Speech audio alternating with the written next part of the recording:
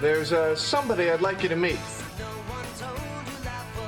How you doing? Princess Consuela Banana Hammock. We were on a break! If you say that one more time, I'm gonna break up with you. Could I be wearing any more clothes? You think you knew I was here? What is Chandler Bing's job? They don't know that we know that they know. I got off the plane.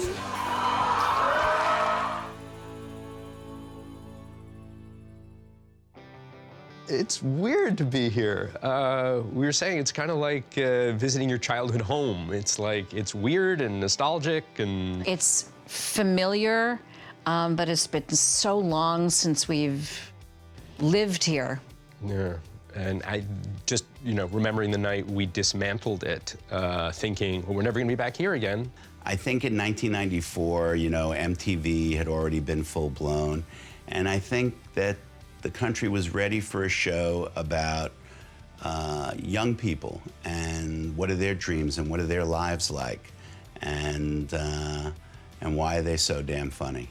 Kevin Bright began a relationship with Marta Kaufman and David Crane on a project called Dream On. We had just finished doing a series where we had one person at the center.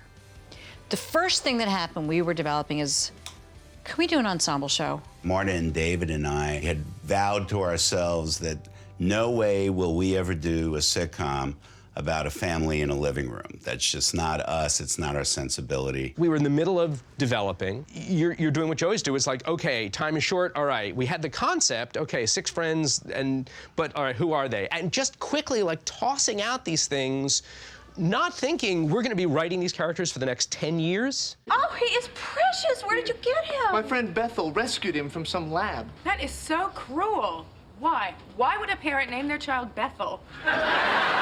The 3 of us, when we got out of college, we all moved back to New York and moved out of our homes. And basically, our friends became our families. Kissing is as important as any part of it. Yeah, right.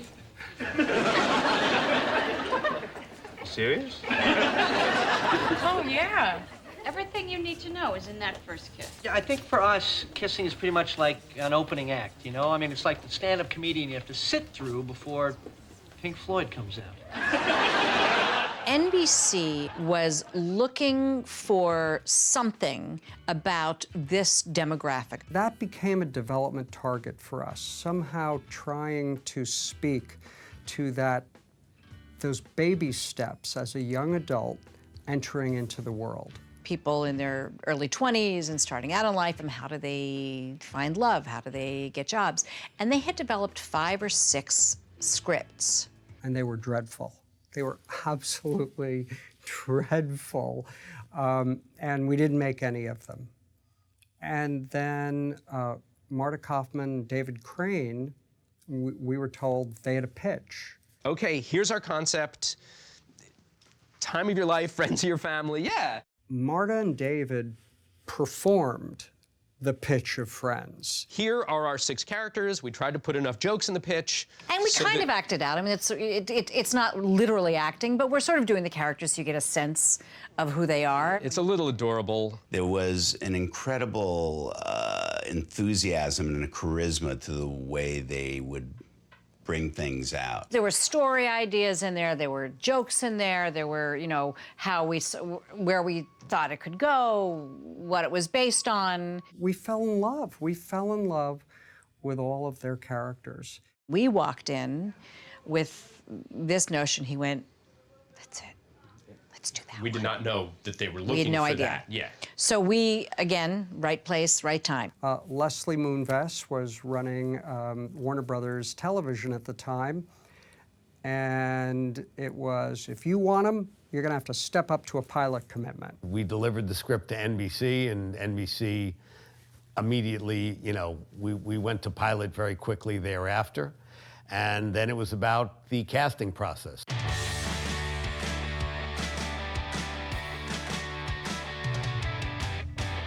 The biggest thing about when you get your script greenlit is okay, now who are these people? Who is the cast? And so that became the great initial search, was finding this cast. It's a fertility study. Oh, Joey. Please tell me you're only donating your time. All right, come on, you guys. It's not that big a deal, really. I mean, I just go down there every other day and make my contribution to the project. Hey, but at the end of 2 weeks, I get $700. Hey. Wow. Ooh, you're going to be making money hand over fist.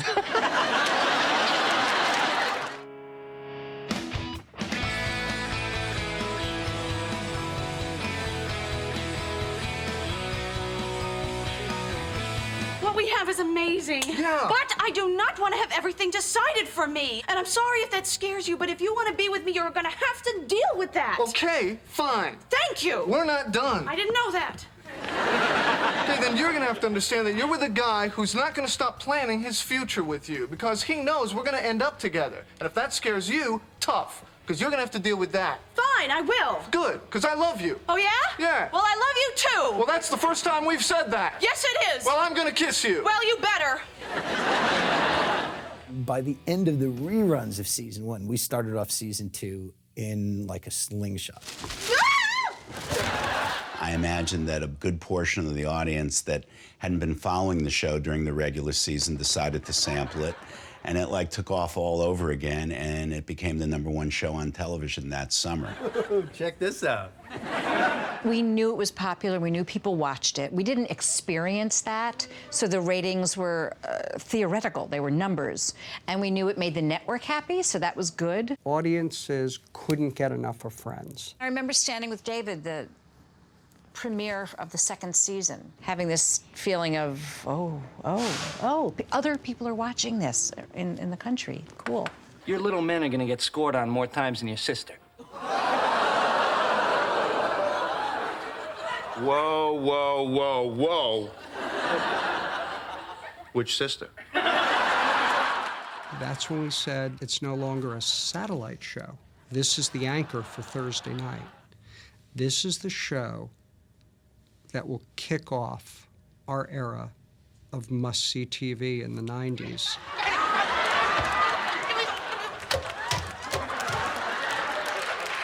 Certainly, once it got underway, we realized there was a soap opera element to it, and I mean that in the best sense, and that you've got ongoing arcs and ongoing stories that you could invest in and care about. What if I never find somebody? Or even worse, what if I already found her, but I dumped her because she pronounces it supposedly? Chandler, come on. You're gonna find somebody. How do you know that? How? I don't know. I'm just trying to help you out.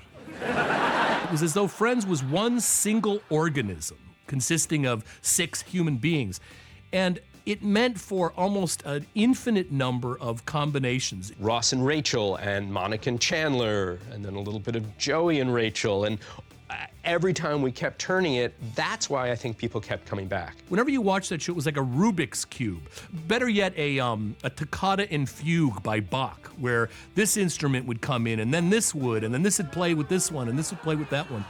And no matter who you combined those people with, they always worked. Alone, in duets, in trios, all together in a sextet. No matter how you moved them around, it always worked. It was always funny. What emerged was a wonderful sense of characters that loved each other, touched each other's lives, and always wildly funny. I will have one. Yeah, I'm not going to have one of those. At the very beginning of the season, you talk about, here's what we're going to do. We know at some point we're going to get Ross and Rachel together this year. David and Jennifer had this incredible affection for one another outside the characters, so that translated inside the characters. I can't believe he did this. Come on, Ross, remember back in college when he fell in love with Carol and bought her that ridiculously expensive crystal duck? What did you just say? I suppose any of the episodes that dealt with the mythology, the ongoing story of Ross and Rachel's relationship, always seemed to be the best ones because that was really the soul of that show. Crystal duck. The episode where Ross and Rachel have sex for the first time in the planetarium had one of the most controversial jokes ever on the show.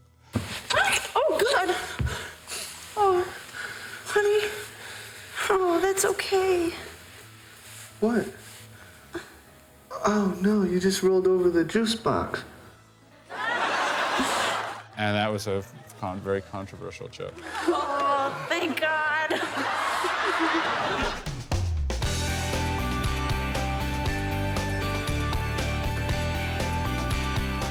If you know it's the end, you're writing toward a finish line. So when season 8, we were kind of heading toward a finish line.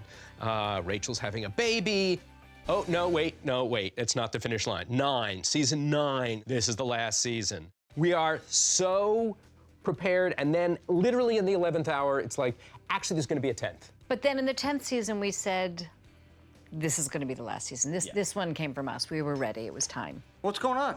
That was the adoption agency. And? We're getting a baby! Are you serious?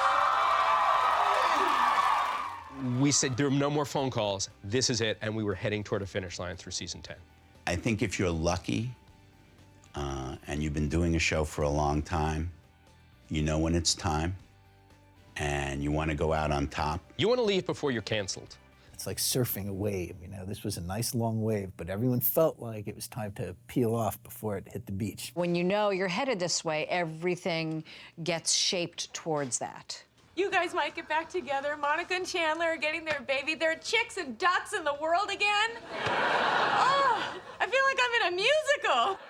Writing the finale was just daunting because obviously the expectation was so high. I was so happy to see that they'd included just a small line, but Gunther finally got to tell Rachel how much he cared about her. Rachel, Yeah. I just have to tell you, I love you. Gunther. Oh, I love you too. Probably not in the same way. Probably would have saved Gunther a lot of heartache over 10 years if she'd told him that the second season. The question of, do you get Ross and Rachel together? And at first we're like, well, that just seems so expected. Please stay with me. I am so in love with you. Miss, are you boarding the plane? Hey. I know you love me. I can't do this right now. I'm sorry. I'm sorry. Rachel. I'm so sorry. Maybe not. Maybe we do some kind of vague, no, they're not together, but there's the Pope for the future. And then we were like, screw that. People have waited 10 years. My rabbi is begging. Yeah, let's give them what they want. Let's just do it really well. No, I'm sorry. I'm really sorry, but I need to get off the plane, okay? I need to just tell someone that I love them. Miss, I can't let you off the plane. Let her off the plane! Miss, isn't there any way that you can just let me off the... No! Oh my God, did she get off the plane? Even knowing it was coming, the moment when she comes through the door, I got off the plane.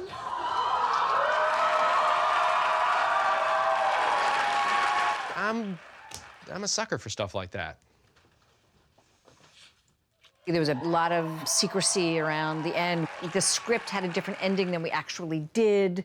We closed the set, which we never did, and it was crazy, and it still got out. When the end comes, it's very moving.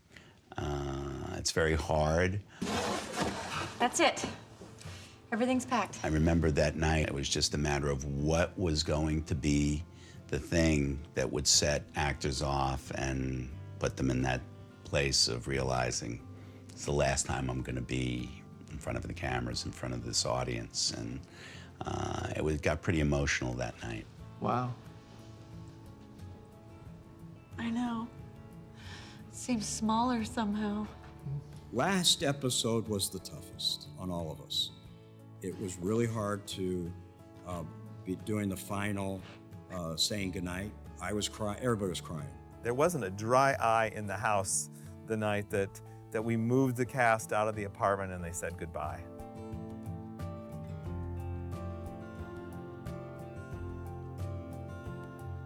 I think it was a brilliant thing that Marta and David did was in the very last episode, we told the audience, how did Monica get this apartment? This was your first home, filled with love and laughter.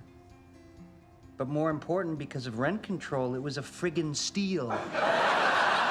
Guys, hurry up. The flight leaves in 4 hours. It could take time to get a taxi. There could be traffic. The plane could leave early. When we get to London, there could be a line at customs. Come on!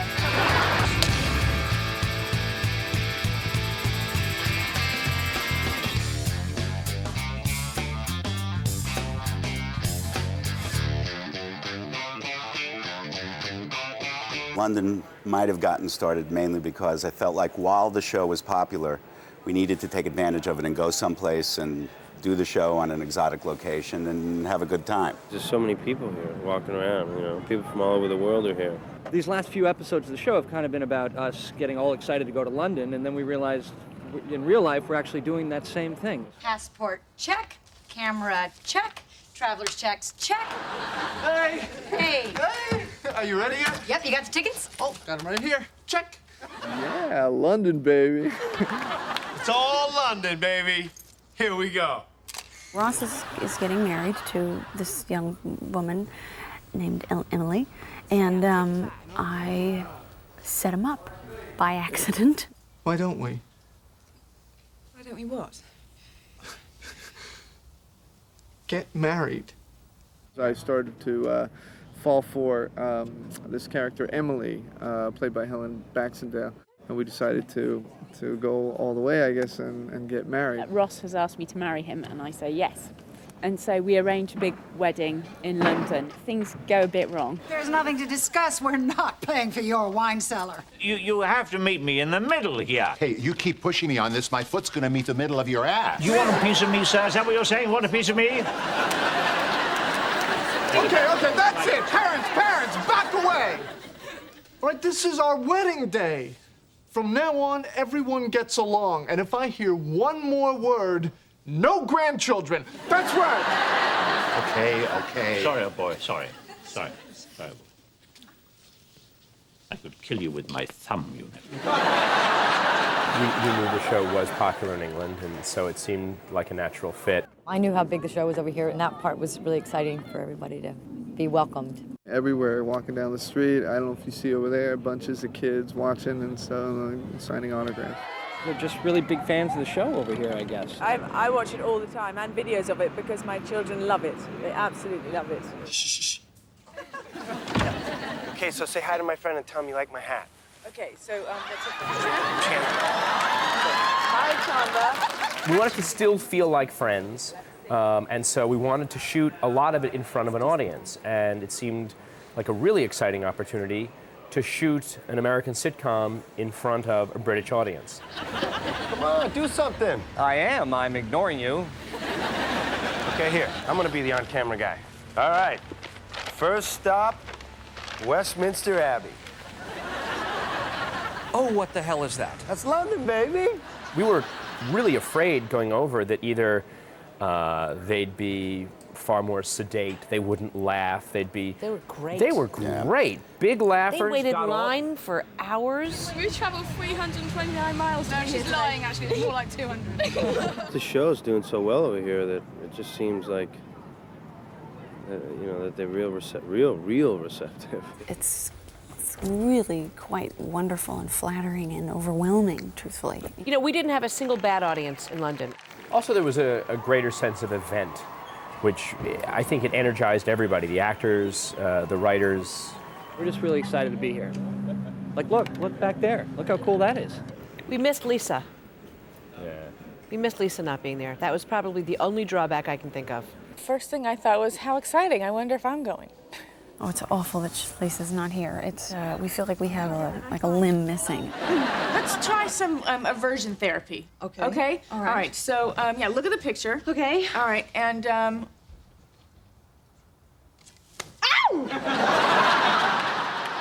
It's always strange when one person is not there. Miss her terribly. It's a little weird to all of us be here without her. She's in the episode all the way through it on the phone and things like that.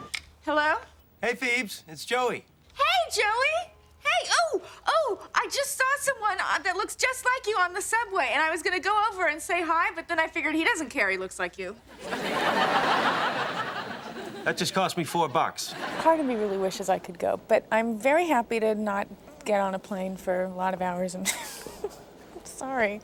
I'm not a good traveler. The Waltham residence. Oh, yes. Is this Emily's parents' house? This is the housekeeper speaking. And by the way, young lady, that is not how one addresses a person on the telephone. First, one identifies oneself and then asks for the person with whom one wishes to speak. This is Phoebe Buffet. I was wondering, please, if it's not too much trouble, please, might I speak with Miss Emily Waltham, please? フレンズの日本でのテレビ番組はこの言葉から始まります。フレンズ始まるよ。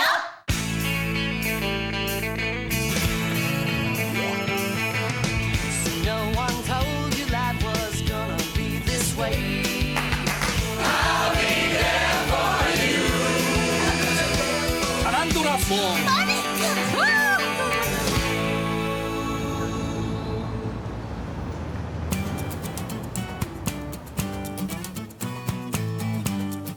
Hi, I'm James Michael Tyler. You might know me as that guy. You know, the Central Perk guy. In love with Rachel? Okay, it's Gunther from the TV show Friends. Woohoo! Anyway, I'm here to show you something that you've probably never seen before. In fact, I know that I haven't seen it before, and no one that I know has ever seen this before. Anyway, take a look. This is how the world watches Friends. Althea! Althea! What are you doing? Friends episodes are translated into many different languages. Today we will travel to Sweden, Germany, and Japan. People watch Friends in other countries, you ask? Of course they do. Mais oui, certainement. Friends is all over the world. In fact, we found this group of fans in Sweden that watch Friends just like we do. You know what the only difference is? Do you? They watch it subtitled.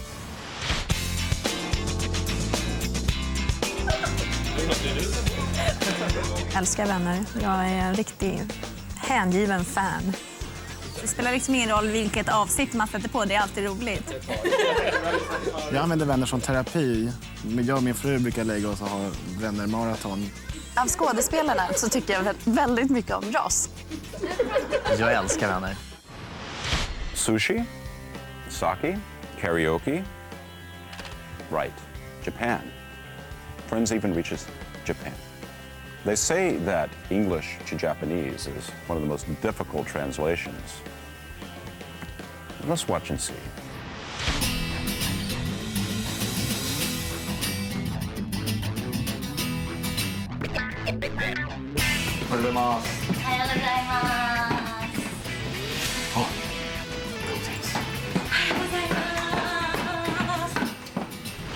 Hi, チャンドラビングの水島優です。ロス役の牛山茂です。フィービー・ブッフェの田中敦子です。モニカ・ゲラーの深見理香です。レイチェル・グリーン役の足立忍です。ジョイ・トリビアリの平田博明です。To prepare for each performance, the actors take home, study, and scrutinize the English version of the episode along with the translated Japanese script. Then, once back in the studio, they rehearse only once with the help of a director, and then begin with the first take.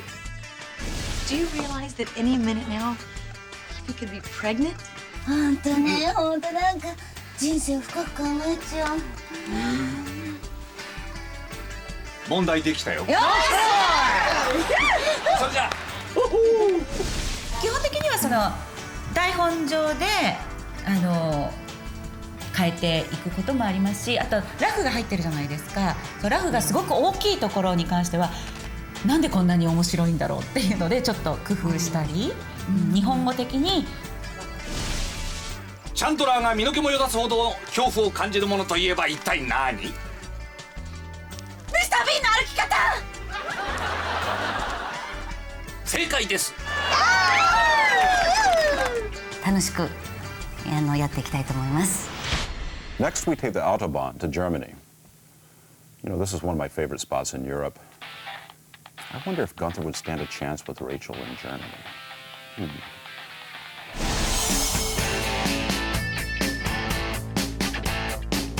Hello everybody, we're here at Kerstin's apartment in the lovely city of Hamburg, Germany. And around me are a lot of dedicated fans of the TV series Friends. How you doing? That's right.